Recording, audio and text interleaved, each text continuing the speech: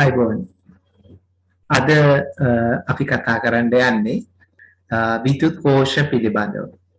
ඉතින් මම මේක වීඩියෝ එකක් හින්දා ඉක්මනින් කතා කරනවා. ඔයාලට අවශ්‍ය නම් නෝට් එකක් ගන්න පුළුවන් මේක නවත්තලා. ඇත්තටම විද්‍යුත් කෝෂයක් කියන්නේ මොකක්ද කියලා අපි හඳුන්වනවා නම් බාහිර උපාංගයක් තුළින් විද්‍යුත් ධාරාවක් යැවී හැකි උපාංගයක් විද්‍යුත් කෝෂයක් ලෙස හඳුන්වනවා. ඒ කියන්නේ විද්‍යුත් කෝෂයත් උපාංගයක් තමයි. හැබැයි බාහිර උපාංගයක් තුළින් විදුලි ධාරාවක් යැවීමේ හැකියාව ඒකට තියෙනවා. අපි දන්නා මොනවද බාහිර උපාංග? අපි හිතුවොත් බල්බයක්. ඔව් බල්බයක් තුළින් විද්‍යුත් ධාරාවක් යවන්න පුළුවන් දෙයක් තමයි විද්‍යුත් කෝෂයක් කියලා අපි කියන්නේ. මේ සාමාන්‍යයෙන් විද්‍යුත් කෝෂයක් පිළිබඳව අදහස විද්‍යාව පාඩම් වලදී අපි පාසල් කාලයේදී ඉගෙන ගන්නවා. විශේෂයෙන්ම රසායනික ශක්තිය ගබඩා වෙලා තියෙන උපාංගයක් හැටියට තමයි අපි විද්‍යුත් කෝෂය හඳුන්වන්නේ. ඒතර විද්‍යුත් කෝෂයක් තුළ රසායනික ශක්තිය ගබඩා කොට පවතින අතර අවශ්‍ය අවස්ථාවක මේ රසායනික ශක්තිය අපි විද්‍යුත් ශක්තිය බවට පරිවර්තනය කරගන්න පුළුවන්. ඉතින් විශේෂයෙන්ම අපි බැටරි එක ධනාග්‍රය සහ ඍණාග්‍රය එකට සම්බන්ධ කරපුවාම බාහිර උපාංගයක් කරහා විද්‍යුත් ධාරාවක් ඇති වෙනවා. ඉතින් මේ විද්‍යුත් ධාරාව ඇති වෙන්නේ කොහොමද කියලා බැලුවොත් ඒ තුල ගබඩා කරලා තියෙන විශේෂිත රසායනික ද්‍රව්‍ය තුල සිද්ධ වෙන එක්තරා විදිහක රසායනික ප්‍රතික්‍රියාවක් හින්දා තමයි නිදහස් ඉලෙක්ට්‍රෝන බිහි වෙන්නේ. ඉතින් මේ වගේ නිදහස් ඉලෙක්ට්‍රෝන කෝෂයක් තුළ බිහි වෙනකොට ඒවට ගැලීමේ හැකියාවක් ඇති වෙනවා. විද්‍යුත් ධාරාව ගැන කතා කරද්දිත් අපි සාමාන්‍යයෙන් කියන්නේ නිදහස් ඉලෙක්ට්‍රෝන ගලන්නේ සන්නායකයක් තුළ විද්‍යුත් ධාරාවක් විදිහට. හැබැයි බැටරියකට විතරයි විද්‍යුත් ධාරාවක් හදන්න පුළුවන්. ඒ නිසා අපිට විද්‍යුත් කෝෂ කියන ඒවා එහෙම නැත්නම් බැටරි කියන ඒවා ඇත්තටම ඉතාමත් වැදගත් වෙනවා. කෝෂයක පරිපථ සංකේතය පරිපථයක් තුළ කෝෂයක් දක්වනවා නම් මෙන්න මේ වගේ පරිපථ සංකේතයක් තමයි අපි යොදාගන්නේ. ඒකේ අපිට හම්බ වෙනවා මේ වගේ හීනි දිග ඉරක් සහ කෙටි මහත ඉරක්. එමය අපි කියන්නේ හීනි දිග ඉරක් සහ කෙටි මහත ඉරක්. මේ හීනි දිග ඉර සහිත කොටසට අපි කියනවා ධනාග්‍රය කියලා. ඒ වගේම මහත කොට ඉර තියෙන පැත්තට අපි කියන්නේ ඍණාග්‍රය කියලා. ඒතර කෝෂයක විශේෂත්වය තමයි මේ ධනාග්‍රයෙන් පිටතට ධාරාවක් යැවීමේ හැකියාවක් කෝෂයට තියෙනවා. right ධනාග්‍රයෙන් පිටතට. ඒ වගේම තමයි කෝෂයකින් පිටවන ධාරාව වට රවුමේ ගිහිල්ලා යම්කිසි උපාංගයක් කරා එහෙම නැත්නම් විවිධ පරිපථ කොටස් හරහා ගිහිල්ලා ආපහු ඍණාග්‍රයෙන් ඇතුළු වෙන්න ඕන. එතකොට තමයි අපි කියන්නේ විද්‍යුත් ධාරාවක් ගලනවා කියලා. right එතකොට විද්‍යුත් ධාරාවක් ගැලීමට අනිවාර්යයෙන්ම ධනාග්‍රයෙන් ධාරාව පිට වෙන්න ඕනේ. ඒ හා සමාන ප්‍රමාණයක් ධාරාව ඍණාග්‍රයෙන් වටරවුමේ ගිහිල්ලා ඇතුල් වෙන්නත් ඕනේ. අපි විද්‍යුත් පරිපථ ගැන කතා කරද්දී ධාරා ලකුණු කරද්දී ඒක මතක තියාගන්න ධනාග්‍රයෙන් පිට වෙන ධාරාව ඍණාග්‍රයෙන් ඇතුල් වෙනවා කියලා. දැන් කෝෂයක් හා සම්බන්ධව අපිට දැනගන්න ඕනේ වැදගත් කාරණා දෙකක් තියෙනවා. right ඔයාලට පේනවා simple A සහ simple B කියලා ඒ වැදගත් කාරණා දෙක දක්වලා තියෙනවා. ඒ වගේම කෝෂයක පරිපත්ත සංකේතයේ ළඟ සංකේතාත්මකව ඒ කියන වැදගත් කාරණා දෙක අපි මේ විදිහට දක්වනවා. මේකේ capital E කියලා හඳුන්වන්නේ විද්‍යුත් ගාමක බලය කියන ගුණය. right විද්‍යුත් ගාමක බලය කියන ගුණය. ඒ වගේම simple R වලින් දක්වන්නේ අභ්‍යන්තර ප්‍රතිරෝධය කියන ගුණය. එහෙනම් ඕනෑම කෝෂයක් ගත්තහම අපිට විද්‍යුත් ගාමක බලය සහ අභ්‍යන්තර ප්‍රතිරෝධය කියන එක වැදගත් වෙනවා. right විද්‍යුත් ගාමක බලය සහ අභ්‍යන්තර ප්‍රතිරෝධය කියන එක වැදගත් වෙනවා. දැන් අපි බලමු මොකක්ද විද්‍යුත් ගාමක බලය කියන්නේ. එහෙම නැත්නම් මොකක්ද අභ්‍යන්තර ප්‍රතිරෝධය කියන්නේ කියලා. ඒතර විද්‍යුත් ගාමක බලය කියන එක ගත්තොත් දැන් අපි කියනවානේ කෝෂයක් කියන්නේ බාහිර පරිපථයක් තුළින් විද්‍යුත් ධාරාවක් යවන්න පුළුවන් උපාංගයක් කියලානේ. එහෙම නේද කිව්වේ කෝෂයකට. එතකොට බාහිර උපාංගයක් තුළින් ධාරාවක් යැවීමට කෝෂයකට ඇති හැකියාව. මෙන්න මේ හැකියාව තමයි අපි විද්‍යුත්ගාමක බලය. වීගාබා කියලා කෙටියෙන් කියන විද්‍යුත්ගාමක බලයට ලෙස හඳුන්වනවා. එතකොට යම්කිසි කෙනෙකුට යම්කිසි හැකියාවක් තියෙනවා නම් ඒක මනින විදිහක් තියෙන්න ඕන.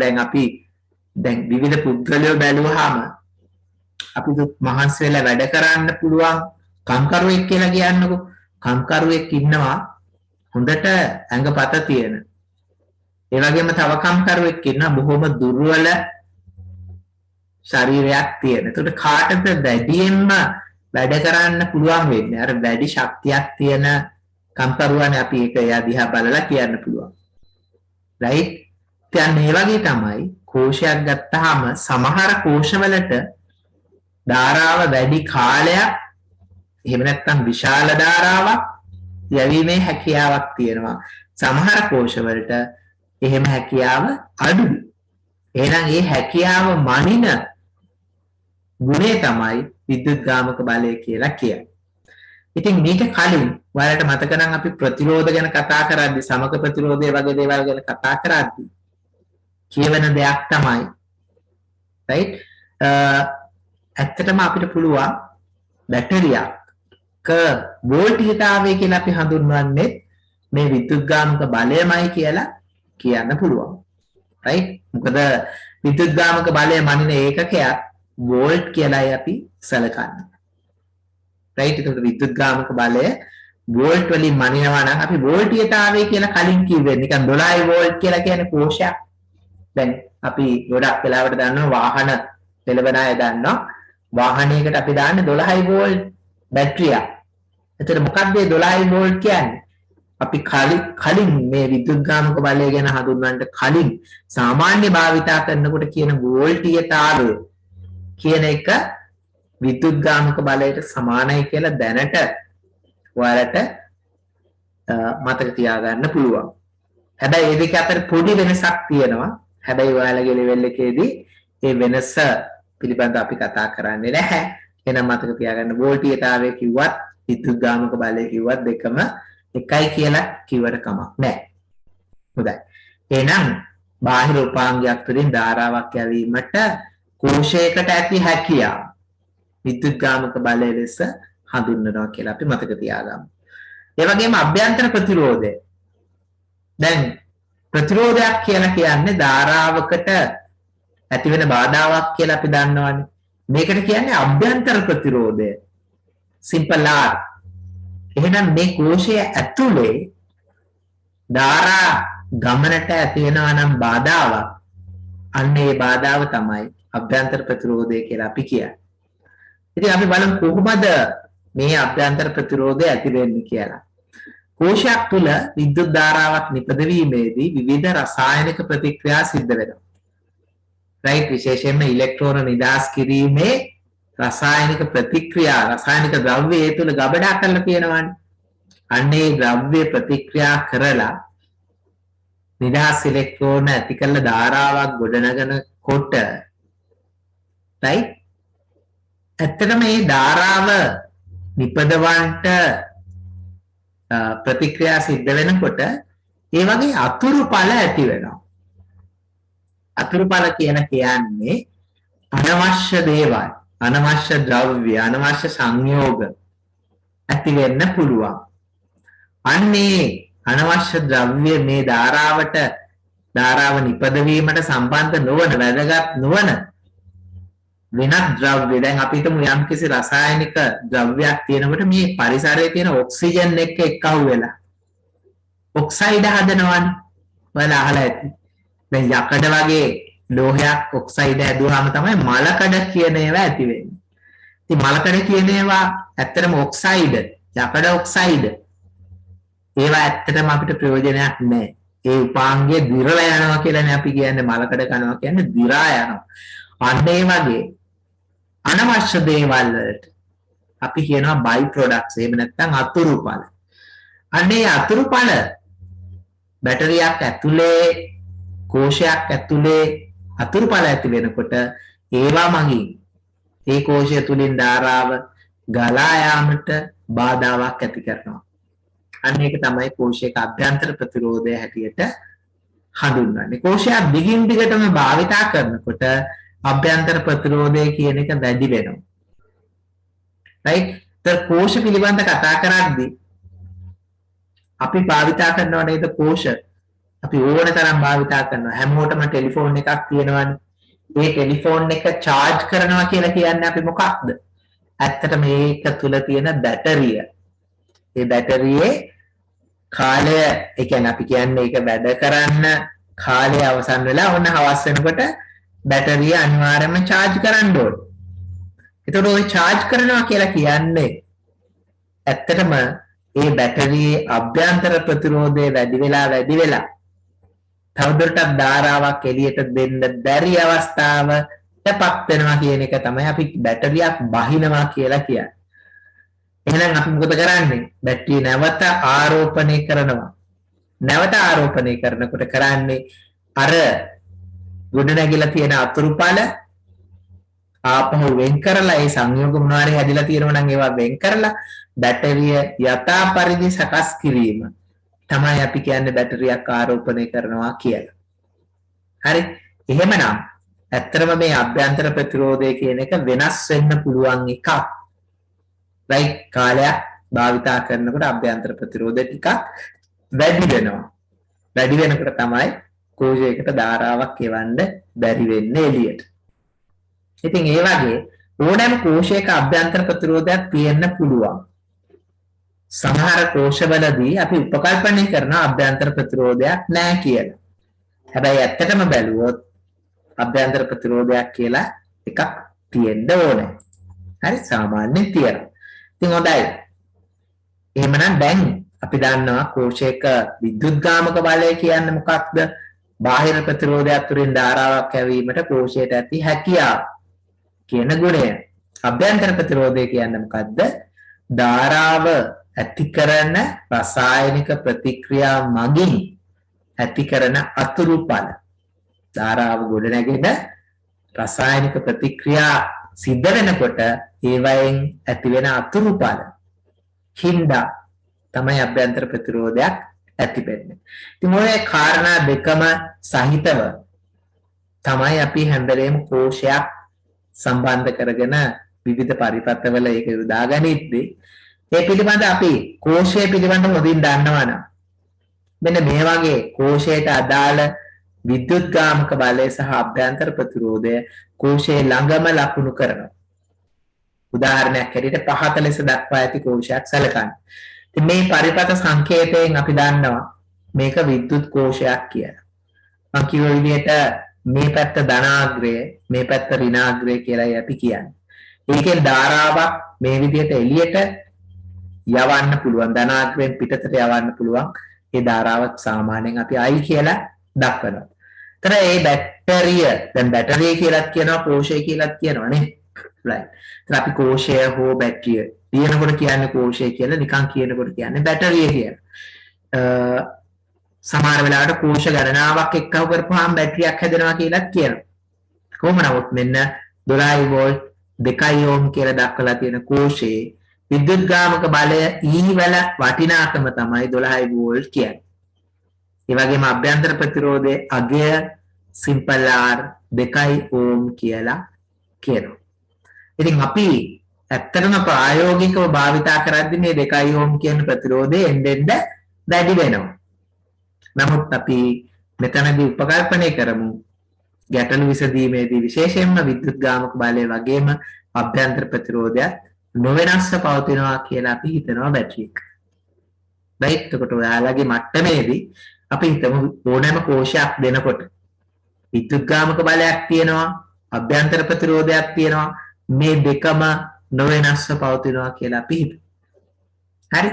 හොඳයි. එහෙමනම් අපිට විද්‍යුතය හා සම්බන්ධව කතා කරද්දී විද්‍යුත් කෝෂ කියන ඒවා ඉතාමත් වැදගත් වෙනවා. ඒ නිසායි අපි විද්‍යුත් කෝෂ පිළිබඳව මෙතනදී සාකච්ඡා කරන්නේ. මොකද විද්‍යුත් කෝෂයක් භාවිතා කරලා ධාරාවක් ගොඩනගාගෙන අපි විද්‍යුත් පරිපථ සකස් කර ගන්නවා. එහෙම නැත්නම් ධාරාවක් ලබා ගැනීම සඳහා යම්කිසි උපාංගයක් බැටරියකට සම්බන්ධ කිරීම වගේ අවස්ථාවක් අපි පරිපථයක් ගොඩනැගීමක් හැටියට සැලකනවා.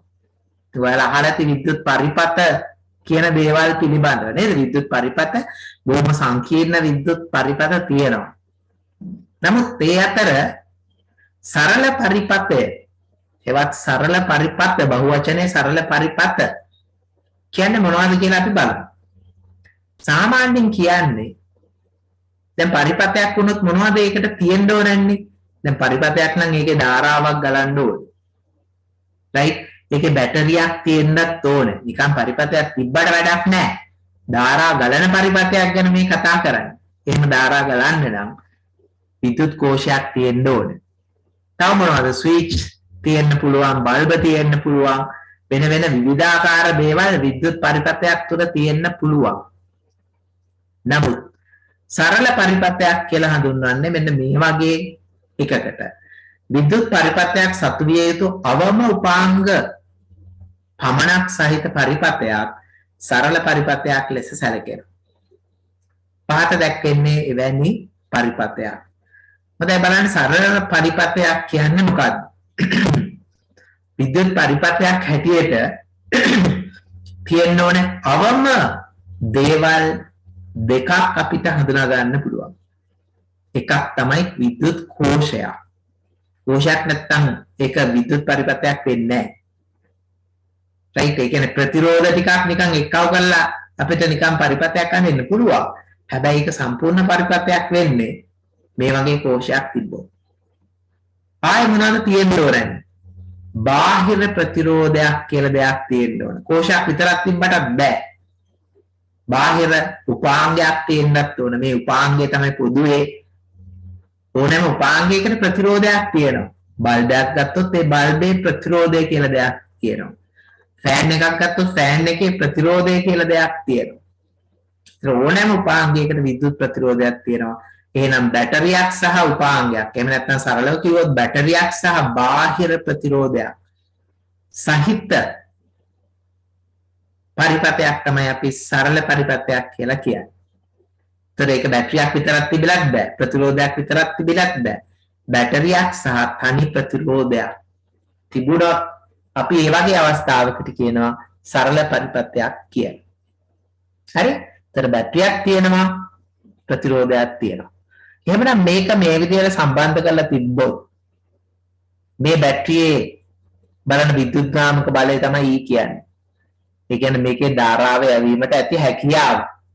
මේකේ අභ්‍යන්තර ප්‍රතිරෝධයක් තියෙනවා. මේක අස්සෙන් ධාරාව යනකොට අර ධාරාව හදන්න භාවිතා වෙන රසායනික ද්‍රව්‍ය වලින් හැදෙන අතුරුඵල හිඳ ඇති වෙන්නක් තමයි අභ්‍යන්තර ප්‍රතිරෝධය. මේ බාහිර ප්‍රතිරෝධය කියන්නේ අර ඉස්සෙල්ලා කිව්වා වගේ ඒක මොකක් හරි උපාංගයක් වෙන්න පුළුවන්. ඉතින් ඒකට බැටරියක් සම්බන්ධ කරපු ගමන් බැටරිය ධනාග්‍රයෙන් I කියන ධාරාවක් ඇවිල්ලා ඒ ධාරාව මේ බාහිර ප්‍රතිරෝධය හරහා ගිහිල්ලා මෙන්න මේ විදිහට වටරවුම සම්පූර්ණ කරනවා. රයිට්? වටරවුම සම්පූර්ණ කරනවා. මේ එක් කෝෂයක් හා බාහිර ප්‍රතිරෝධයක් පමණක් අඩංගු වෙනවා. රයිට්? බලන්න සරල පරිපථයක කෝෂ ගොඩාක් තියෙනවා නම් ඒක සරල පරිපථයක් නෙවෙයි. එතකොට ඒක සංකීර්ණ පරිපථයක් වෙනවා.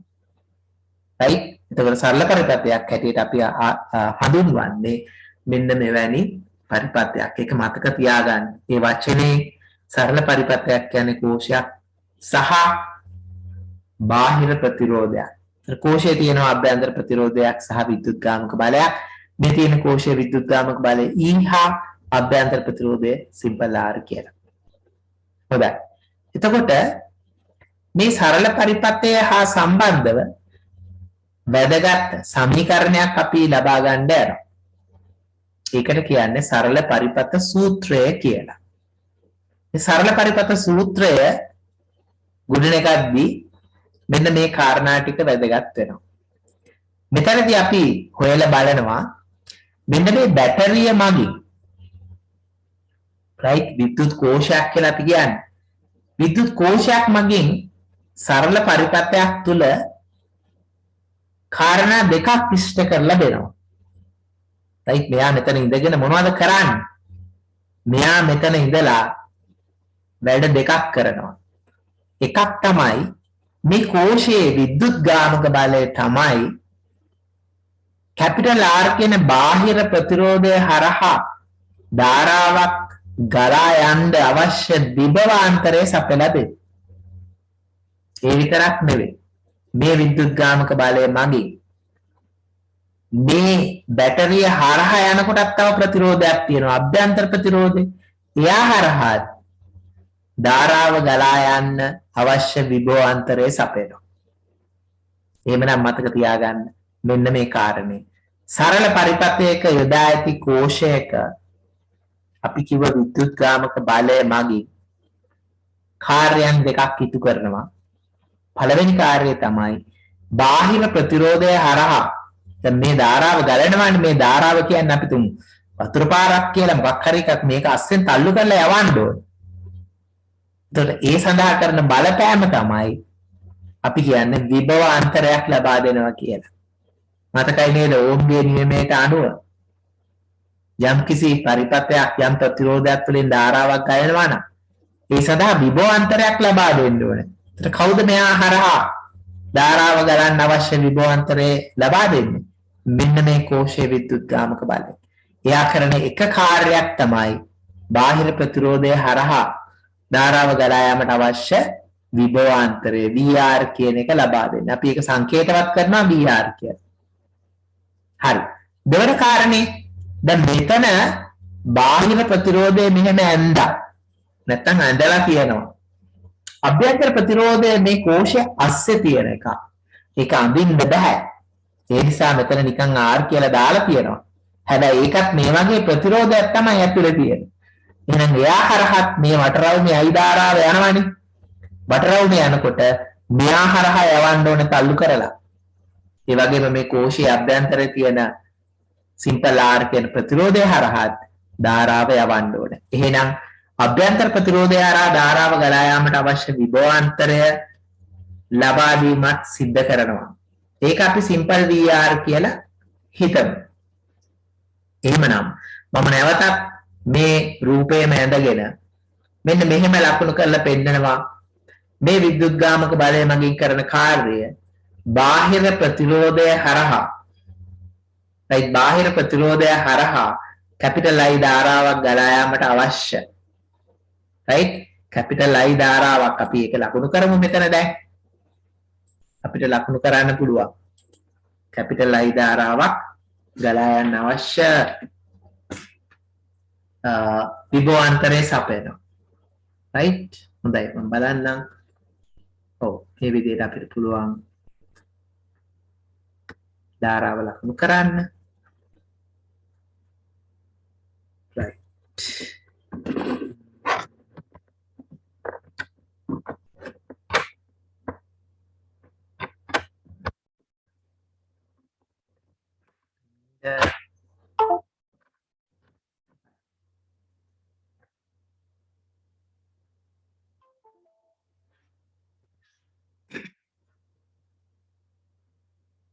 හොඳයි මෙන්න මේ ධාරාව යවන්න අවශ්‍ය විභවාන්තරය දැන් මෙයා හරහා මේ ධාරාව යනවා කැපිටල් I කියන ධාරාව. ඒකට අවශ්‍ය විභවාන්තරය තමයි VR කියලා කියන්නේ V කැපිටල් R. එතකොට දැන් මෙතනින් මේ ධාරාව කෙලින්ම ඉස්සරහට යනවා. මේ විදිහට ගිහිල්ලා අවසානයේදී මේ වටරවුම සම්පූර්ණ කරනවා. එතකොට මේක හරහා යන්න ඕන නේද? සිම්පල් R කියන ප්‍රතිරෝධය හරහා මේ ධාරාව යන්න ඕනේ. ඒ විභවාන්තරය තමයි මම V සිම්පල් R කියලා දක්වලා තියෙන්නේ. එතකොට මේ කාරණා දෙකම සිද්ධ වෙන හින්දා මේ විද්‍යුත් ගාමක බලය කියන එක කෝෂයක සමාන වෙන්න ඕනේ. බාහිර ප්‍රතිරෝධය හරහා ලබා දෙන විභවාන්තරය දන අභ්‍යන්තර ප්‍රතිරෝධය හරහා ලබා දෙන විභවාන්තරය. right මෙන්න මේක සිද්ධ වෙන්න ඕනේ කියලා අපිට කිව්ව හැකියි.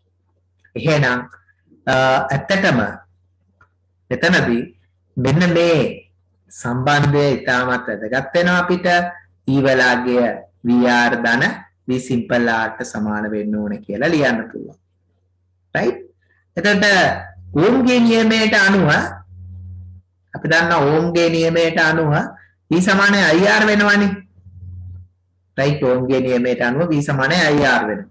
එහෙනම් මෙතන තියෙන VR වෙනුවට අපිට පුළුවන් I වරක් R කියලා එකක් දාන්න. මොකද්ද මේ තියෙන්නේ? මෙන්න මෙතන තියෙන VR තමයි එතන තිබ්බේ නේද? මේ VR වෙනුවට මෙන්න මේ I වරක් R කියන ගුණිතය දාන්න පුළුවන්.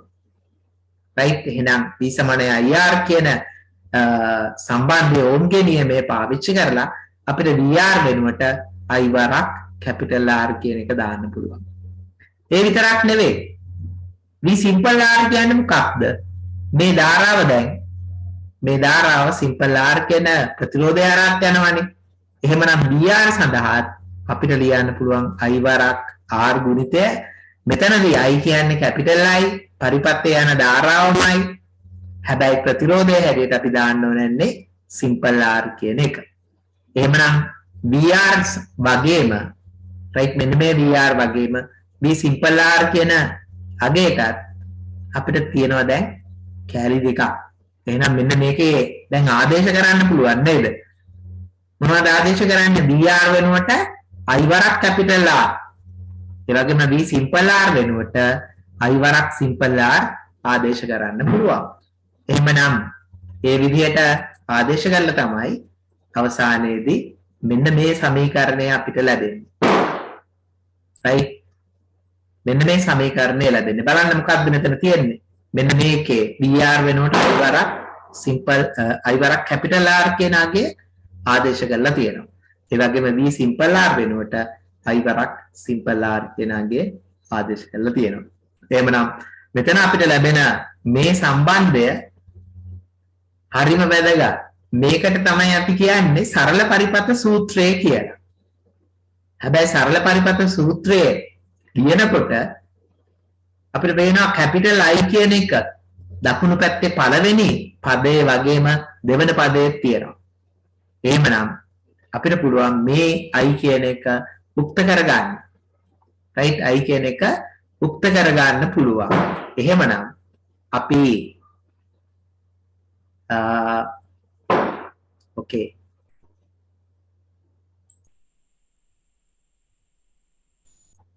එතකොට අපිට පුළුවන් වෙනවා අවසානයේදී මෙන්න මේ වගේ සම්බන්ධයක් ලබා ගන්න.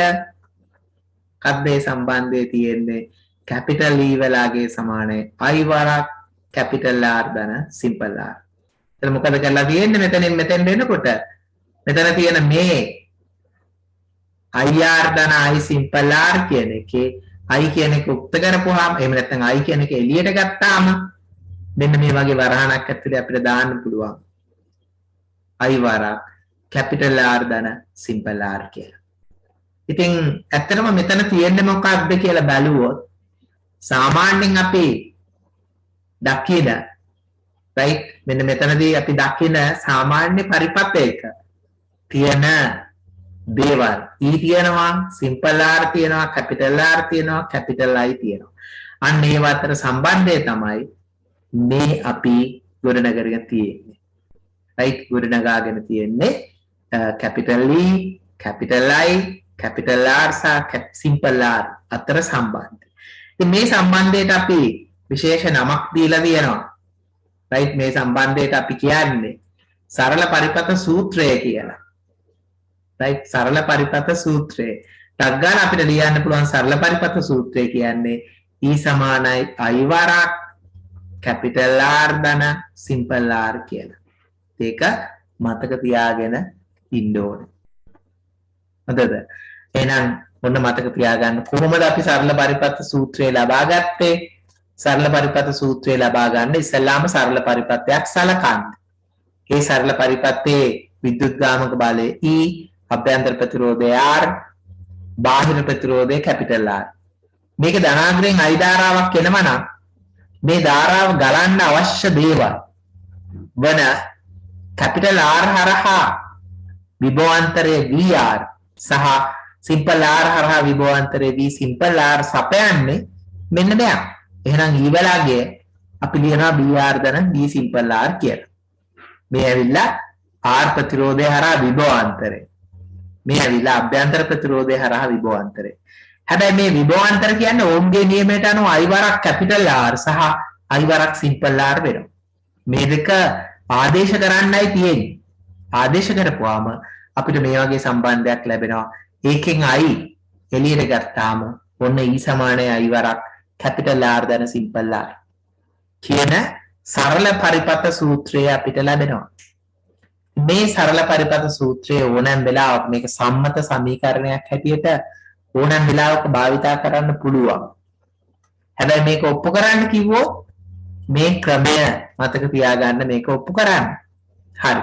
ඉතින් දැන් අපි බලමු සරල පරිපත සූත්‍රය භාවිතා කරලා අපිට විවිධ ගැටලු වලදී පරිපත හා සම්බන්ධ විවිධ දේවල් හොයන්න පුළුවන්.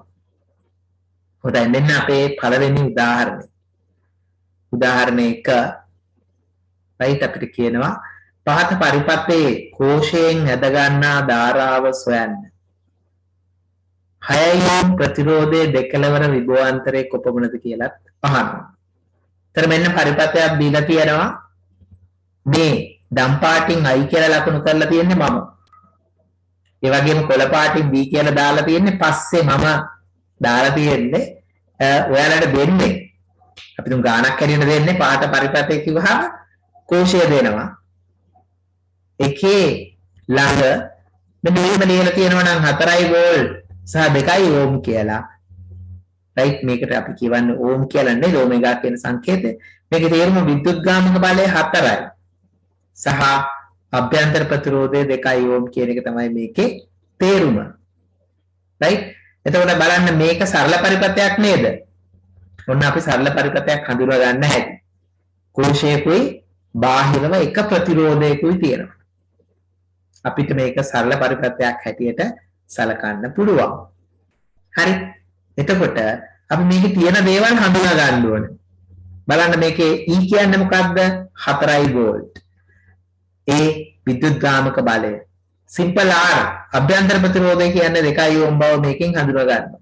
ඒතර මේ 6 ඕම් කියන්නේ ඒකට කියන්නේ බාහිර ප්‍රතිරෝධය. 6 ඕම් කියලා අපි හඳුනා ගන්නවා. එතකොට මේක සරල පරිපතයක් නිසා ධනාග්‍රේ බැටරිය ධනාග්‍රයෙන් පිට වෙන I කියන ධාරාව මේ වටරවුමේ ගලනවා. වටරවුමේ ගලලා ඍණාග්‍රයෙන් මෙහෙම ඇතුල් වෙනවා. හරි. එතකොට සරල පරිපත සූත්‍රය මේකට බලංගු. right සරල පරිපත සූත්‍රය කියන්නේ E සමානයි I වරක් capital R ධන simple R. මොකක්ද E කියන්නේ විද්‍යුත්ගාමක බලය, I කියන්නේ මේ පරිපතයේ ගලන ධාරාව, R කියන්නේ බාහිර ප්‍රතිරෝධය, simple R කියන්නේ අභ්‍යන්තර ප්‍රතිරෝධය. ඒත් මේවා මේ විදිහට සම්බන්ධ වෙනවා නම් මෙන්න අපිට තියෙනවා අගයන් තුනක්. අහුවේ මොකක්ද? right ඉස්සෙල්ලාම අහන්නේ මේකේ ගලන ධාරාව මොකක්ද? මේ ධාරාව හැර සරල පරිපත සූත්‍රයේන ධාරාව හැර ඉතුරු තුනම අපි දන්නවා. එහෙනම් මේවා ආදේශ කරන්න පුළුවන්. right මේ සමීකරණය ආදේශ කරන්න මෙන්න මේ අගයන්. E වලට දාන්න 4. එහෙනම් 4 සමානයි. I නේ අපි හොයන්න යන්නේ I වරක්. බාහිර ප්‍රතිරෝධය 6යි. ධන එතන තියෙන සිම්පල් R අභ්‍යන්තර ප්‍රතිරෝධය 2යි. 6 ධන 2.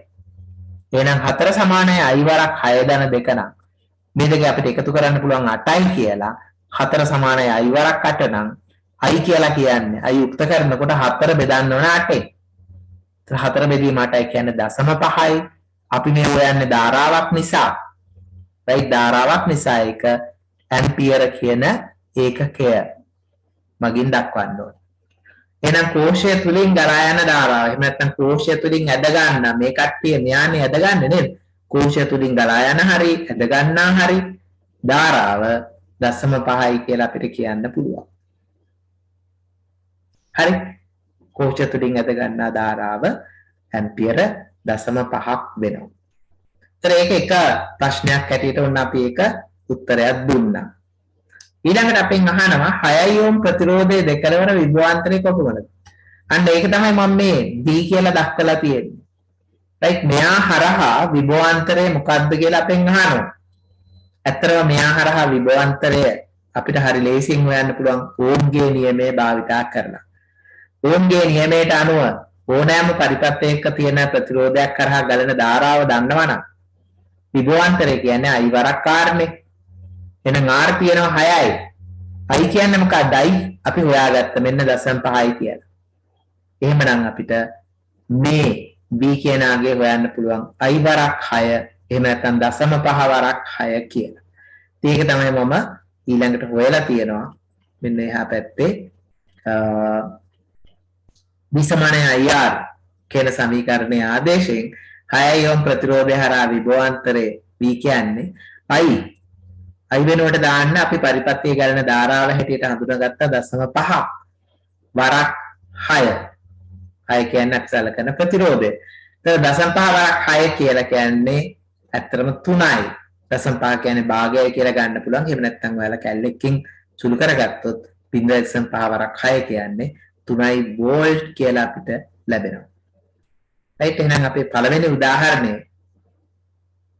මගින් අපි තා සරල පරිපත්‍යයක් නැත්නම් බොහොම සරල ගැටලුවක් හැදුවේ පරිපත්‍යයක් තුල ගලන ධාරාව. ඒක ලබා ගන්න අපි සරල පරිපත්‍ය සූත්‍රය තමයි භාවිතා කරන්නේ. නේද? ඉතින් අපි තව උදාහරණ කිහිපයක් කරන්න යනවා. හොඳයි. දෙවන උදාහරණේ මෙන්න මේ වගේ උදාහරණයක් අපිට තිබුණොත් කොහොමද හදන්නේ කියලා බලමු. පහත පරිපත්‍ය A හා B අතර සම්බන්ධ ප්‍රතිරෝධ සඳහා යොදාගත හැකි තනි ප්‍රතිරෝධය සොයන්න. කෝෂය තුලින් ගලා යන ධාරාවත් සොයන්න කියලා කියනවා. ඉතින් පරිපත්‍ය හැටියට දීලා තියෙන්නේ මෙන්න මේ වගේ එකක්. ඇත්තටම මේ පරිපත්‍ය අපිට මුලින්ම දීලා තියෙනවා 6 වෝල්ට් කෝෂයක්. ඒකේ අපි කියන්නේ විද්‍යුත්ගාමක බලය 6 වෝල්ට්. ඒ වගේම අභ්‍යන්තර ප්‍රතිරෝධය 2 ඕම් වෙනවා කියලා තමයි පේන්නේ. හැබැයි A හා B අතර තියෙන්නේ තනි ප්‍රතිරෝධයක් නෙවෙයි. ඒතර A හා B අතර තනි ප්‍රතිරෝධයක් තිබ්බනම් අපිට කියන්න පුළුවන් ඒක සරල පරිපත්‍යක් කියලා. ඉතින් ඇත්තටම ඕනනම් අපිට පුළුවන් A හා B අතර තනි ප්‍රතිරෝධයක් හොයාගන්න නේද? ඉතින් ඒක තමයි අපි ගිය සතියේ නැත්තම් කලින් වීඩියෝවේ මම ඉදිරිපත් කරේ සමක ප්‍රතිරෝධය කියලා. එහෙනම් අපේ මේ ගැටලුවෙත් අහනවා A හා B අතරට සම්බන්ධ ප්‍රතිරෝධය සඳහා යොදාගත හැකි තනි ප්‍රතිරෝධය සොයන්න. ප්‍රතිරෝධ කීපයක් තියෙනවා ඒ වෙනුවට තනි ප්‍රතිරෝධය හොයන්න ඕනේ. ඒ වගේ වෙලාවක දැන් මේ 4 ඕම් කියන ප්‍රතිරෝධය ඒ වල ඉඳලා ඉදිරියට යනකොට ධාරාවට මේ 4 ඕම් ප්‍රතිරෝධය හම්බ වෙනවා. ඊට පස්සේ ප්‍රතිරෝධ දෙකක් හම්බ වෙනවා. ඒ ප්‍රතිරෝධ දෙක එකිනෙකට සමාන්තරයි කියලා අපිට පේනවා. ඉතින් ශ්‍රේණිගත නම් ප්‍රතිරෝධ ටක් ගාලා එකතු කරන්න පුළුවන්. නමුත් සමාන්තරගත කොටස් වල සමක ප්‍රතිරෝධය අපි ඉස්සෙල්ලා හොයා ගන්න ඕනේ. ඊට පස්සේ අපිට පුළුවන් A හා B අතර මුළු ප්‍රතිරෝධය මොකක්ද කියලා බලන්න. ඉතින් එතකොට ගොඩක් වෙලාවට මෙන්න මේ වගේ වෙන් කරගත්තොත් මෙන්න මේ 6 සහ 2 අපිට කියන්න පුළුවන් මෙහෙම 6 ඕම් හා 2 ඕම් ප්‍රතිරෝධ වල සමක ප්‍රතිරෝධය R ඩෑෂ් නම් මම මේ R ඩෑෂ් වල අගය මේක R ඩෑෂ් කියලා හිතනවා. ඒක හොයාගන්න කොහොමද කියලා තමයි මේ කියලා තියෙන්නේ. ඉතින් ඇත්තටම ඒක සමාන්තරගත සම්බන්ධයක් නිසා සමක ප්‍රතිරෝධය හොයන ක්‍රමය අපි ඉගෙන ගත්තා. මේ කොටසට අදාළ සමක ප්‍රතිරෝධයේ පරස්පරය අපි කියන්නේ එකයට R අගය එකයට R ඩෑෂ් මේක R ඩෑෂ් කියලා තෝරගත්තේ සමානයි එකයට 6 ධන එකයට 3. ඔන්න ඔය වගේ ප්‍රකාශනයක් හරහා තමයි මේ R ඩෑෂ් අපිට ලැබෙන්නේ. ඉතින් කොහොමද R ඩෑෂ් හොයාගන්නේ? මෙතන අපි කියනවා මේකට මිශ්‍ර මේ භාග දෙකක් එකතු කරන්න ඕනේ. ඒක තනි පදයක් හැටියට මෙන්න මේ වගේ පදයක් හැටියට හදා ගන්න ඕනේ. ඉතින් කොහොමද අපි කරන්නේ? මේකට පොදු හරයක් භාග සංඛ්‍යා එකතු කරන්න ඔයාලට මතක නම් පොදු හරයක් අපි ලබා ගන්නවා 6 සහ 3 දෙකම බෙදෙන පොඩිම සංඛ්‍යාව. right එතකොට 6 කියන එක තමයි පොදු ගුණාකාරය හැටියටයි අපි ඒක සලකන්නේ. 6 කියන එක තෝරගත්තොත් 6 මුත් බෙදෙනවා 3 මුත් බෙදෙනවා. 6න් 6 බෙදාවුවොත් 1යි 1 වරක් 1 1යි. සහ 6න් 3න් 6 බෙදන්න ඕනේ. එතකොට 2යි 2 වරක් 1 2යි. භාග සංඛ්‍යා සුළු කරන හැටි අපිට අවශ්‍ය වෙනවා මෙතෙන්දී. එතකොට අපිට එන්නේ 1 ධන 2 බෙදීම 6 කියලා. ඉතින් 1 ධන 2 කියන්නේ 3යි. 3 බෙදීම 6 තමයි 1ට r' කියන්නේ. එහෙනම් r' හොයන්න ඕන නම් 1ට r' සමානයි 3 බෙදීම 6 නම් r' ගන්න අපි කියන්නේ උඩයට මාරු කරනවා කියලා. ඒතර උඩයට මාරු කරනකොට r' බෙදීම 1යි කියලා එන්නේ. r' එකෙන් බෙදුවට r' මනේ. හැබැයි මේ පැත්ත උඩයට මාරු වෙනවා. එහෙනම් r' උඩට එනවා. මෙතන 6 උඩට එනවා. හැබැයි මෙතන යට තියෙනවා 3ක්.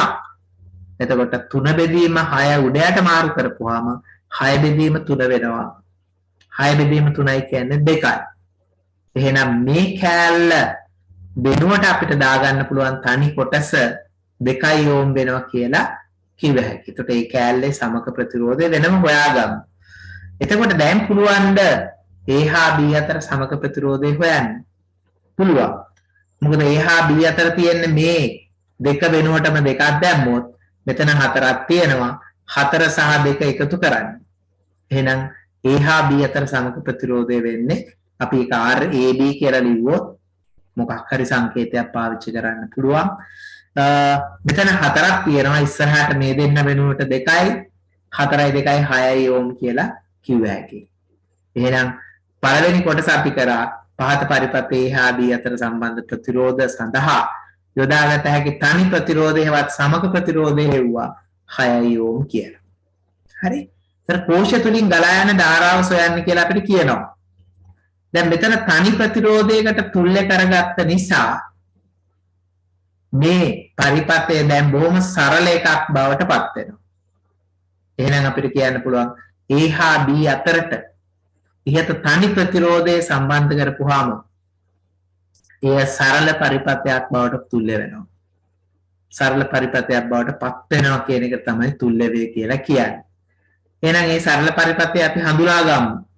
මේ A හා B අතර තියෙන සමක ප්‍රතිරෝධය ඕනනම් අපිට මේක A හා B කියලා දක්වන්න පුළුවන්. right? මේ තමයි අපේ A ලක්ෂය, මේ තමයි අපේ A ලක්ෂය, මේ තමයි B ලක්ෂය.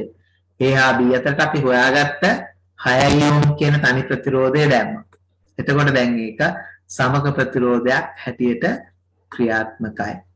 එහෙමනම් මේක සරල පරිපථයක් වෙනවා නම් මේ සරල පරිපථයේ විද්‍යුත්ගාමක බලය කියන්නේ 6 වෝල්ට් ලෙසත් අභ්‍යන්තර ප්‍රතිරෝධය R කියන එක 2 ඕම් ලෙසත් බාහිර ප්‍රතිරෝධය තමයි ඇත්තටම A හා B අතර සමක ප්‍රතිරෝධය වෙන්නේ. එහෙනම් කැපිටල් R කියන එක 6 ඕම් ලෙසත් අපිට සලකන්න පුළුවන්. එහෙනම් සරල පරිපථ සූත්‍රය භාවිතා කරලා කෝෂයෙන් ඇද ගන්නා ධාරාව හොයන්න හරි ලේසි. එහෙමනම් ඊවලාගය අපිට කියන්න පුළුවන් කැපිටල් I වරක් කැපිටල් R දැන සිම්පල් R ඒ තමයි සරල පරිපථ සූත්‍රය. ඒකට ආදේශ කරොත් විද්‍යුත්ගාමක බලය 6යි. I වලාගේ හොයාගන්න ඕනේ. R වලාගේත් 6යි. ඒතර අභ්‍යන්තර ප්‍රතිරෝධය 2යි. එහෙනම් 6 සමානයි I වරක් 6 ධන 2. 6 ධන 2යි කියන්නේ 8යි. එහෙනම් 6 සමානයි I වරක් 8 නම් I යුක්ත කරනකොට 6 බෙදීම 8යි. උඩයි යටයි දෙකම දෙකෙන් බෙදෙනවා 3 බෙදීම 4යි කියලා ලියන්න පුළුවන්. සාමාන්‍යයෙන් අපි දන්නවා 4න් 3යි කියන්නේ 0.75යි.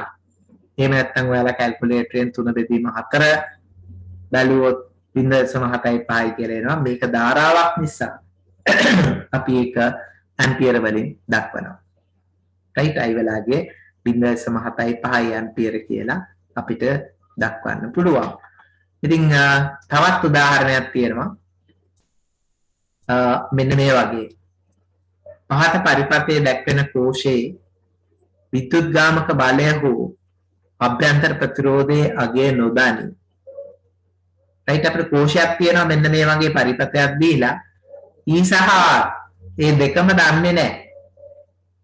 right? දැන් ඔයාලට සාමාන්‍ය ජීවිතේදීත් මේ වගේ ඒවා හම්බ වෙනවා. කෝෂයක් තියෙනවා නම් අපිට ඕන නම් විද්‍යුත්ගාමක බලය හෝ අභ්‍යන්තර ප්‍රතිරෝධය හොයාගන්න අපිට ධාරාව මනින උපකරණයක් තියෙනවා නම් බාහිර ප්‍රතිරෝධයක් යොදාගෙන මේ E සහ R හොයන්න පුළුවන්. අපේ ගැටලුවේ තියෙන මේ වගේ එකක්. පහත පරිපථයේ දැක්වෙන කෝෂයේ විද්‍යුත්ගාමක බලය හෝ අභ්‍යන්තර ප්‍රතිරෝධය යගේ නොදනි. කෙසේ නමුත් බාහිර ප්‍රතිරෝධය මෙන්න මේ R කියන එකට හතරයි ඕම් අගයක් දැම්මහම පරිපථය තුලින් ධාරාව 2 ඇම්පියර් right පරිපථය තුලින් 2 ඇම්පියර් ධාරාවක් ගලා යයි කියලා අපිට ඕන කියන්න පුළුවන් right මෙතන ධාරාව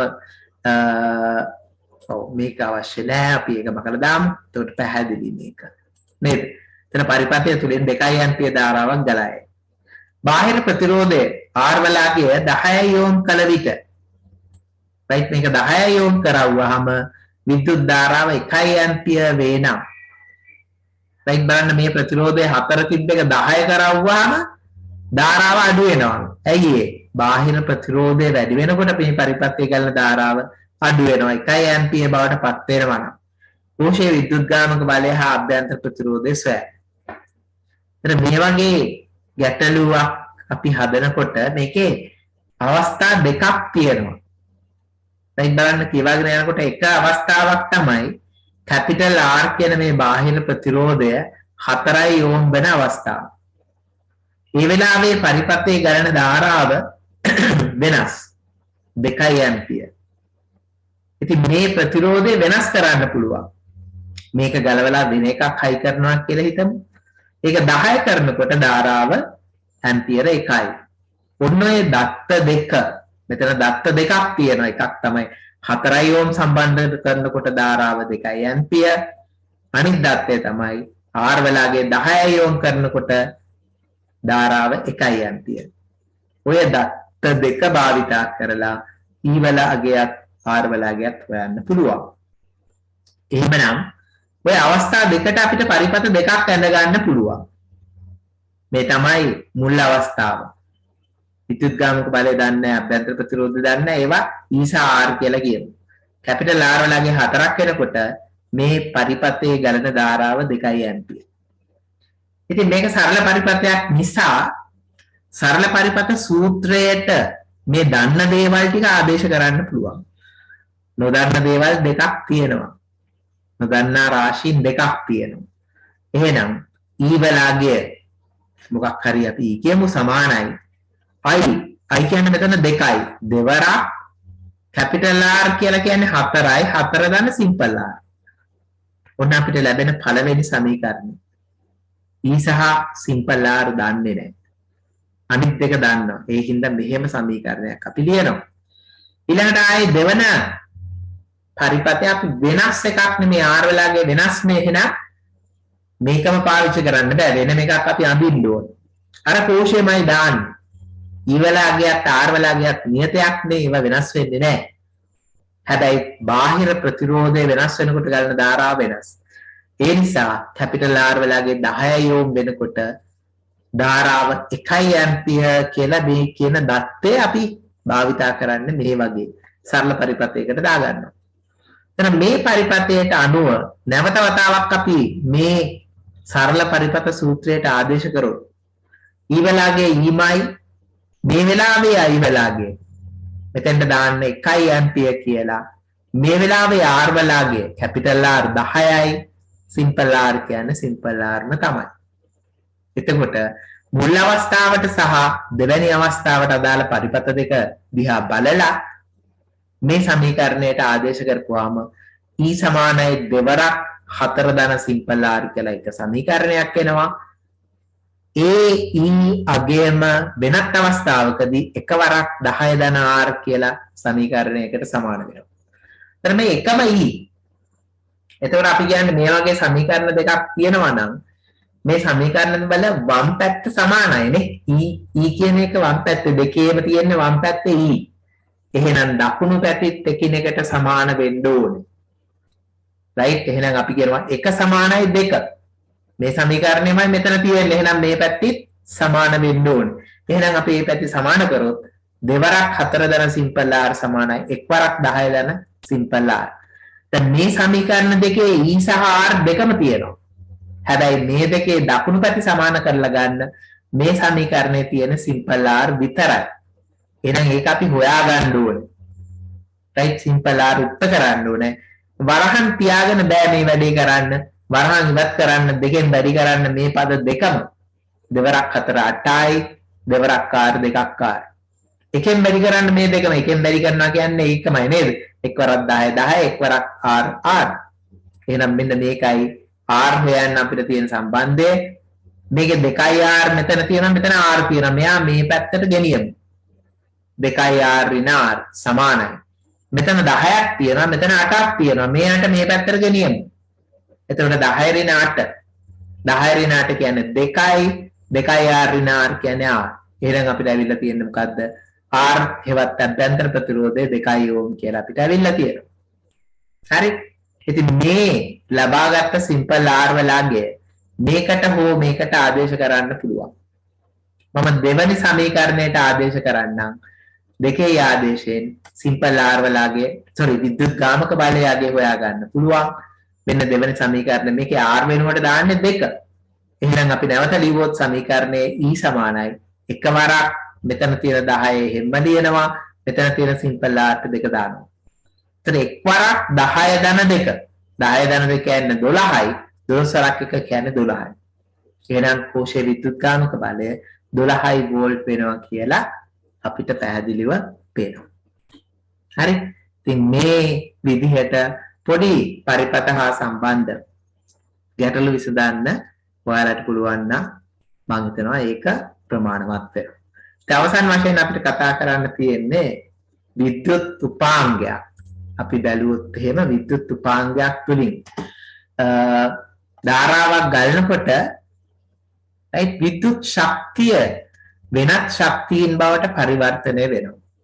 ඉතින් ගොඩක් වෙලාවට විද්‍යුත් උපාංගයක් තුලින් විශේෂම ප්‍රතිරෝධයක් වගේ උපාංගයක් තුලින් ධාරාවක් ගලාගෙන යනකොට ඒකේ දී විද්‍යුත් ශක්තිය තාප ශක්තිය බවට පරිවර්තනය වෙනවා. ඉතින් අපිට දැනගන්න ඕනේ විද්‍යුත් උපාංගයක් තුල ශක්ති අපි කියන්නේ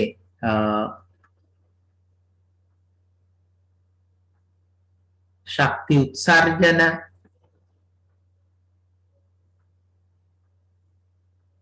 ක්ෂමතාවය කැපිටල් P කියලා සංකේතයෙන් හඳුන්වන රාශියක් ගැන අවසන් වශයෙන් අපිට දැනගන්න තියෙනවා. බොහෝ වෙලාවට රයිට් අපිට කියන්න පුළුවන් බොහෝ වේලාවට පරිපතයක්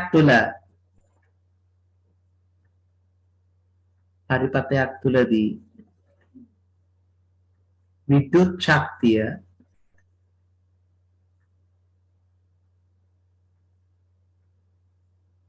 වෙනත් ශක්තියින් බවට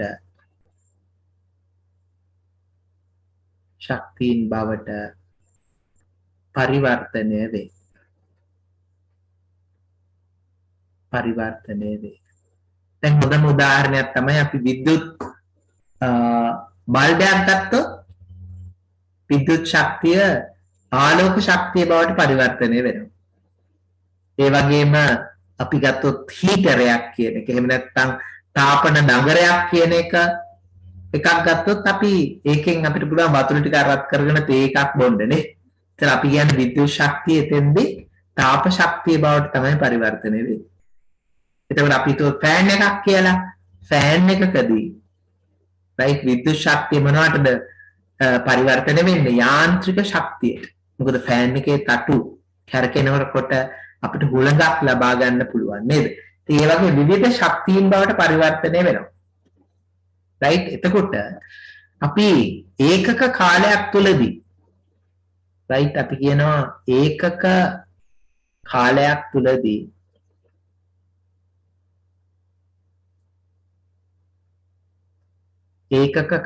තුලදී මේ ලෙස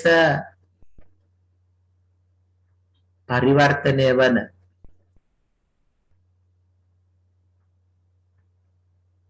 විද්‍යුත් ශක්තිය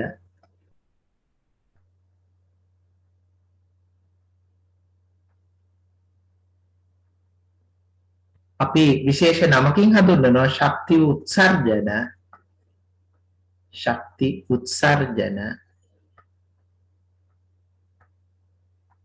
ක්ෂමතාවය ලෙස හඳුන්වයි. ශක්ති උත්සර්ජන ක්ෂමතාවය ලෙස හඳුන්වයි. උදාහරණයක් හැටියට අපි හිතුවොත් ප්‍රතිරෝධය R1 capital R1 උපාංගයක් තුලින් මොකක් හරි උපාංගයක් බල්බයක් වෙන්න පුළුවන්. උපාංගයක් තුලින් capital I ධාරාවක් ගලා යන අවස්ථාවක්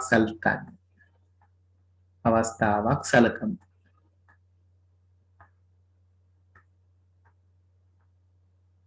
හරි. ඒත් අපිට ඇඳලා පෙන්නන්න පුළුවන් ඒ වගේ අවස්ථාවක්. right අපි හිතමු මේ වගේ right අපිට තියෙන මොකක් හරි උපාංගයක්. ඒ උපාංගය විද්‍යුත් උපාංගයක් ඒක තුලින් ධාරාවක් යවන්න පුළුවන්. මේ වෙලාවේ මේ උපාංගය තුලින් ගලා යන ධාරාව capital I කියලා අපි හිතමු. හැබැයි මේ සඳහා අනිවාර්යයෙන්ම මේ උපාංගය හරහා යම්කිසි විභව අන්තරයක් ලබා දෙන්න ඕනේ. ඉතින් අපි දන්න ඕම්ගේ නියමයෙන් මේ ඔක්කොම එකට සම්බන්ධ වෙනවා V = IR කියලා. නේද? V විභවාන්තරයක් දුන්නාම ඒක තුලින් I ධාරාවක් ගලාගෙන යනවා. උපාංගයේ ප්‍රතිරෝධය R. එතන මේ වගේ අවස්ථාවක මෙහිදී right මෙහිදී ශක්ති උත්සර්ජන ක්ෂමතාවය කියන එක කියන්නේ ඒකක දැන් ක්ෂමතාවයක් කියලා කියන්නේ විවිධ ශක්ති හා සම්බන්ධයෙන් අපි ක්ෂමතාවයේ අර්ථ දක්වනවා. ක්ෂමතාවය කියලා කියන්නේ ඒකක කාලයක් තුලදී වැය කරන හරි භාවිතා වෙන හරි උපදවන හරි ශක්ති ප්‍රමාණය. ඒකක කාලයක්. ඒතර ශක්ති උත්සර්ජන ක්ෂමතාවය පහත ලෙස අර්ථ දැක්වෙනවා. මේ අර්ථ දැක්වීම ඉතා වැදගත්. මතක තියාගන්න ලේසි. අපි ඒකට P කියලා කියන්නේ P සමානයි V වරක් I. V වැඩි කිරීම I.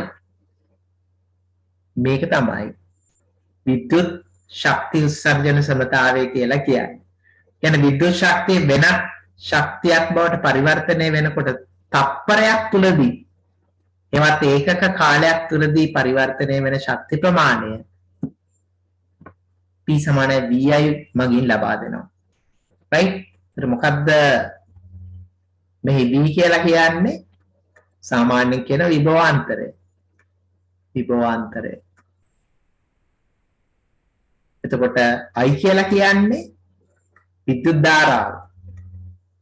right? යම් කිසි උපාංගයක් කරා යන විද්‍යුත් ධාරාව. ඉතින් මේ දෙන්නාගේ අගයන් දෙක දන්නවනම් අපිට ක්ෂමතාවය ගණනය කරන්න පුළුවන්.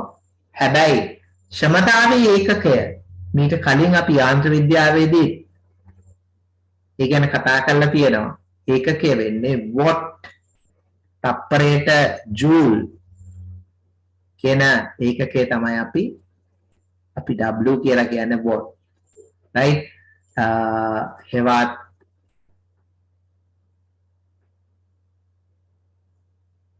තත්පරයට ජූල් කියන රාශිය අපි ඒක ජූල් තප්පරයට කියලා කියන්න පුළුවන්. ඒ වොට් වලින් තමයි ක්ෂමතාවය කියන එක අපි ප්‍රකාශ කරන්නේ. තප්පරයට ජූල් වලින් අපිට දක්වන්න පුළුවන්. හරි? ඒතර මේ ක්ෂමතාවය සඳහා පොඩි උදාහරණයක් අපි කරවුවොත් එහෙම. right? අපි හිතුවොත් මේ වගේ විද්‍යුත් බල්බයක් විද්‍යුත් බල්බයක් තියෙනවා. සූත්‍රිකා බල්බයක් කියන්නේ. මෙයාව දැල්වනකොට මෙයා හරහා 2 ඇම්පියර් ධාරාවක් යනවා. ඇම්පියර් 2ක ධාරාවක් යනවා. ඉතින් මෙයාගේ දෙකලවර විභවාන්තරය right 12 වෝල්ට් වෙනවා. එහෙම නැත්නම් 12 වෝල්ට් බැටරි එකට මේක සම්බන්ධ කරලා තියෙනවා. right එතකොට බල්බය දැල්වෙන විට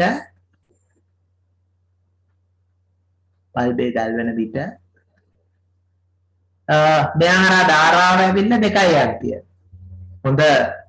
හොඳ දීප්තියකින් මේක දැල්වෙනකොට නේද?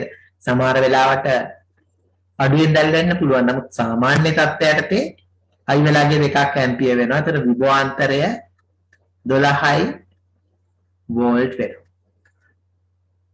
එහෙනම් මෙයාගේ ක්ෂමතා උත්සර්ජනය කියලායි අපි කියන්නේ. උත්සර්ජනය කොච්චරක්ද? P සමානයි VI ගුණිතය මගින් ලබා දෙනවා. right VI ගුණිතය මගින් ලබා දෙනවා. ඒතර විභවාන්තරය කියන්නේ 12යි. I කියලා කියන්නේ 2යි. එතකොට මොකක්ද අපිට ලැබෙන්නේ? 24යි කියලා අගයක් ලැබෙනවා. එතකොට මොකක්ද මේ ක්ෂමතාවය? 24යි වොට් කියලා තමයි අපි කියන්නේ. තප්පරයට ජූල් 24ක් ගානේ විද්‍යුත් ශක්තිය මෙයා වැය කරනවා. ඒකයි මේ වොට් වලින් කියන්නේ තප්පරයට ජූල් කියන එක. එතකොට විදුලි බල්බේ අඩංගු පෙට්ටියේ ගහලා තියෙනවා මෙන්න මේ 24යි වොට් කියලා මේ බල්බේ. වොටීයතාවය කියලා අපි කියන්නේ. වොට් ගණන. ඇත්තටම සමතා උත්සර්ජනය තමයි වොට් ගාන මගින් දක්වන්නේ. ඒ සමහර වෙලාවට දැන් මේක තමයි ක්ෂමතා උත්සර්ජනය සඳහා අපිට තියෙන සරලම සමීකරණය VI කියන ගුණිතය. නමුත් මේකට තවත් සමීකරණ කීපයක් අපිට ගොඩනගා ගන්න පුළුවන්. බලන්න මෙන්න මේ අවස්ථාව. ක්ෂමතා උත්සර්ජනය සඳහා වෙනත් සමීකරණ. මම හිතනවා මේක සාමාන්‍ය පෙළදීත් ඔයාලා ඉගෙනගෙන ඇති. දැන් නම් මතක නැති ඒවා ඇතිනේ. නේද? සාමාන්‍ය පෙළ කරේ කොයිතරම් කාලයකට කලින්. දැන් මෙහෙමයි. අපි ක්ෂමතා උත්සර්ජනය ගැන කතා කරා. මෙන්න මේ වගේ මොකක් හරි උපාංගයක් right මේක ප්‍රතිරෝධයක් සහිත විද්‍යුත් උපාංගයක් ප්‍රතිරෝධය R. අපි දන්නා මේකට විභවාන්තරයක් උත් ඕනනේ. විභවාන්තරේ V කියන විභවාන්තරයක් ලබා දෙනකොට මේකේ I කියලා ධාරාවක් යනවා. මේ රාශීන් අතර සම්බන්ධයක් තියෙනවා. ඒ තමයි ඕම්ගේ නියමය. right මේකනේ අපිට ඉස්සෙල්ලාම හම්බුනේ ඕම්ගේ නියමය. මොකද්ද ඕම්ගේ නියමයෙන් කියවෙන්නේ? විභවාන්තරය ධාරාව සහ ප්‍රතිරෝධය අතර සම්බන්ධය V = IR. මේක වළංගු. එතකොට ක්ෂමතා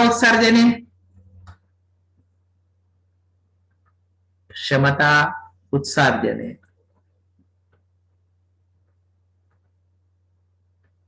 ඕනෑම විද්‍යුත් උපාංගයක් විද්‍යුත් ශක්ති පරිභෝජන ශීඝ්‍රතාවය. එහෙම නැත්නම් විද්‍යුත් ශක්තිය කොහොමද වෙනත් ශක්ති බවට පරිවර්තනය කරන්නේ? P = VI කියන සමීකරණයට අනුව තමයි මේ වැඩේ කරන්නේ. නේද? එතකොට මේක පළවෙනි සමීකරණය සහ මේක දෙවෙනි සමීකරණය කියලා අපි හිතුවොත් මේ දෙක එකට සම්බන්ධ කරන්න පුළුවන්. දැන් උදාහරණයක් හැටියට පළවෙනි සමීකරණය V වෙනුවට right V වෙනුවට V කියන්නේ IR අගේ ආදේශ කරොත් අපි කියනවා එකෙහි ආදේශය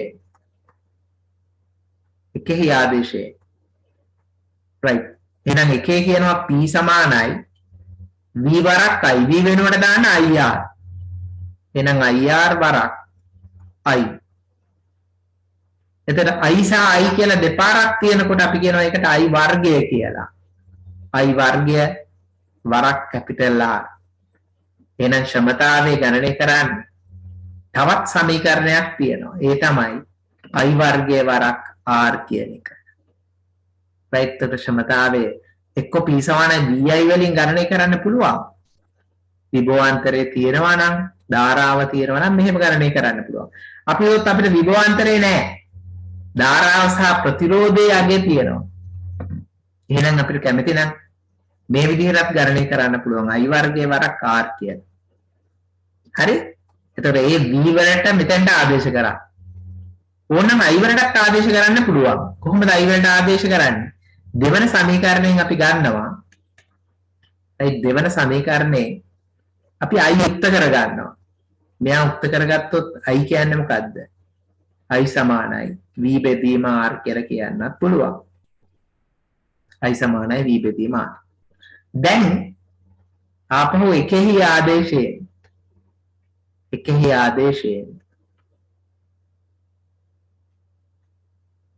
එකේ ආදේශ කරවුවොත් ක්ෂමතා උත්සර්ජනයේ P සමානයි VI ගුණිතයට V එහෙම තියලා I වෙනුවට තමයි ආදේශ කරන්නේ දැන්. I වෙනුවට මෙයා ආදේශ කරවුවොත් V බෙදීම R කියලා අපිට ලැබෙනවා. මෙතනත් V වරක් V කියන්නේ V වර්ගය. එහෙනම් P සඳහා තවත් සමීකරණයක් අපිට ලැබෙනවා V වර්ගය බෙදීම R කියලා. ඉතින් මේ අනුව අපිට පෙන්වන්න පුළුවන් ඇත්තටම ක්ෂමතා උත්සර්ජනය ගණනය කරන්න සමීකරණ තුනක්ම අපිට තියෙනවා. මේ සමීකරණ තුනෙන් ඕනෑම එකක් පාවිච්චි කරලා අපිට විද්‍යුත් ශක්ති ක්ෂමතා උත්සර්ජනය හොයන්න පුළුවන්. right මේ අනුව විද්‍යුත් උපාංගයක ඕනෑම උපාංගයකට මේක ගැලපෙනවා. උපාංගයක ක්ෂමතා උත්සර්ජනය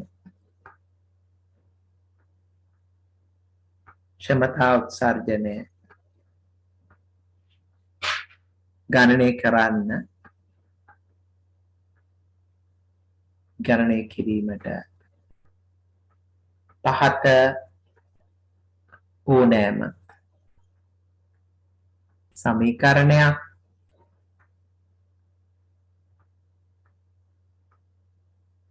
යොදා ගන්න පුළුවන්.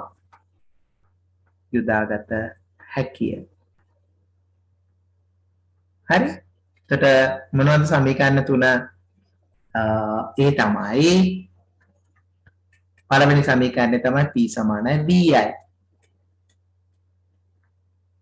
දෙවෙනි සමීකරණය තමයි P සමානයි I වර්ගයේ වරක් R. තුන්වෙනි සමීකරණය තමයි P සමානයි V වර්ගයට R. මේ සමීකරණ තුනෙන් එකම දෙයක් තමයි ගණනය කරන්නේ. right ඒ තමයි ඒකක කාලයක් තුළදී විද්‍යුත් ශක්තිය වෙනත් ශක්තියින් බවට පත් වීම කොච්චර ශක්ති ප්‍රමාණයක් හානි වෙනවද තප්පරයක් තුළදී ඒකක කාලයක් තුළදී කියන එක තමයි මෙතනදී අපි ගණනය කරන්න යන්නේ. ඉතින් අපිට විවිධ අවස්ථාවලදී තියෙනවා නම් අපි කලින් එක උදාහරණයක් කරානේ. V තියෙනවා නම් I තියෙනවා නම් මේ වගේ ආදේශ කරලා ගණනය කරන්න පුළුවන්. හරි? ඉතින් අපි එක උදාහරණයක් මෙතන කරමු. ඔයාලට ක්ෂමතා උත්සර්ජනය හා සම්බන්ධව අපි තුොත් උදාහරණය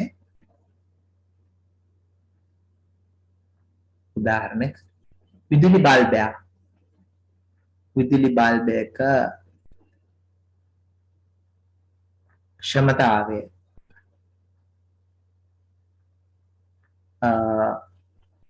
අපි තුොත් 50 වොට් ලෙස දැක්වේ. ඒ තුලින්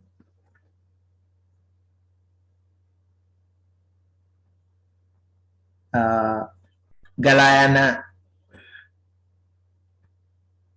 විද්‍යුත් ධාරාව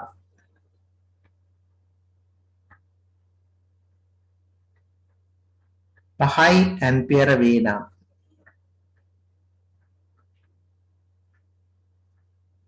එහි විද්‍යුත් ප්‍රතිරෝධය සොයන්න. විද්‍යුත් ප්‍රතිරෝධය සොයන්න.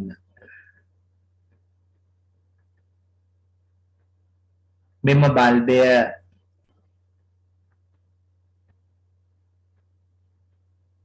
දැල්වීමට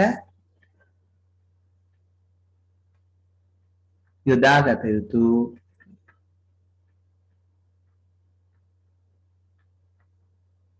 විභවාන්තරය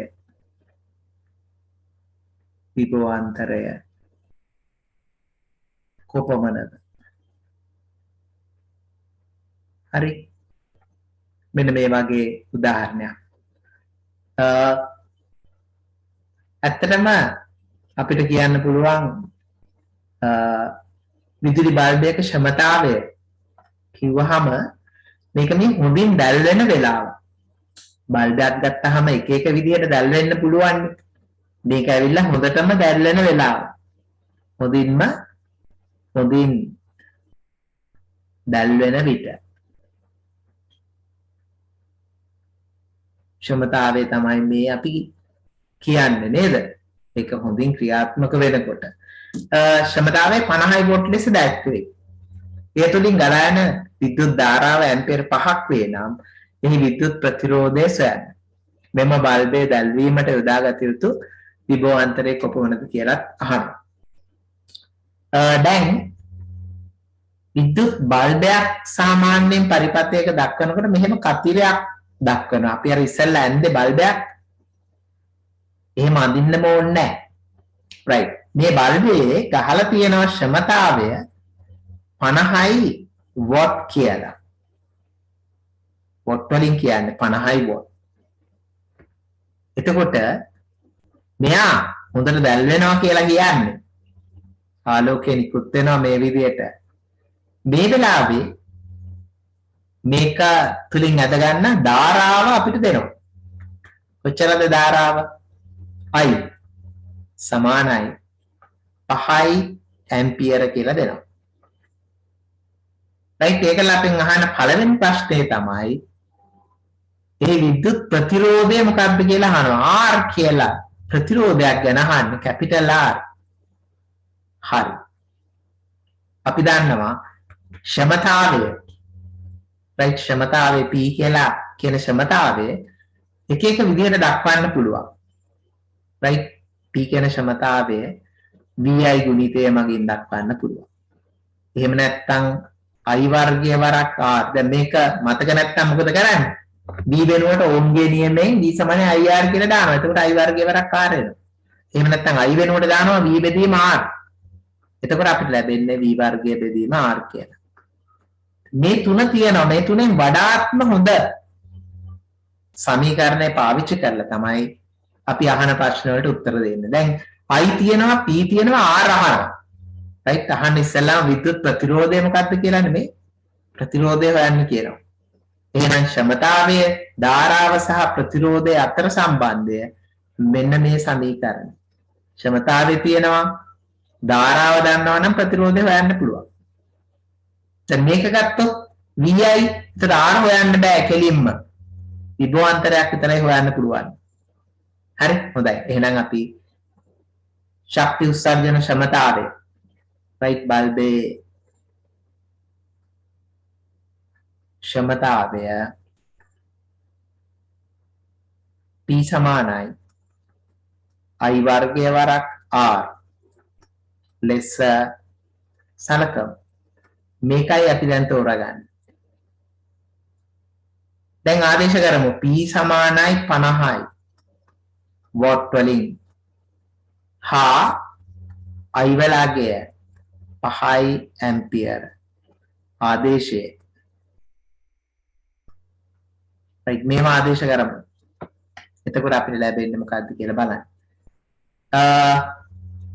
50 P වලට දාන්න I වල වර්ගය පහේ වර්ගය පස් වරක් පහ කියලා ඕනනම් ලියන්න පුළුවන්.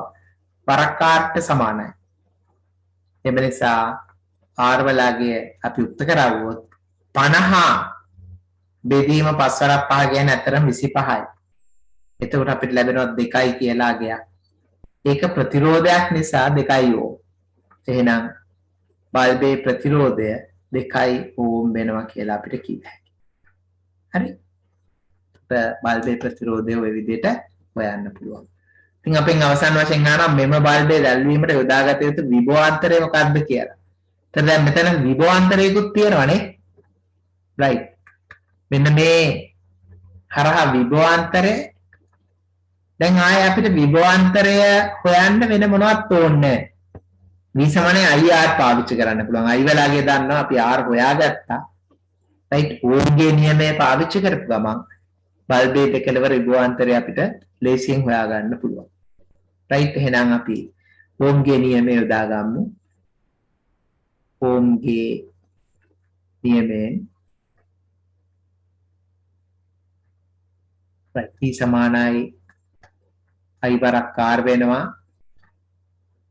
right. මේකේ ආදේශ කරමු අපි විභවාන්තරය හොයන්න. i වලගේ සමානයි 5 ඇම්පියර් හා r වලගේ අපි මේ හොයාගත්ත 2 ඕම් අගයන් ආදේශයෙන්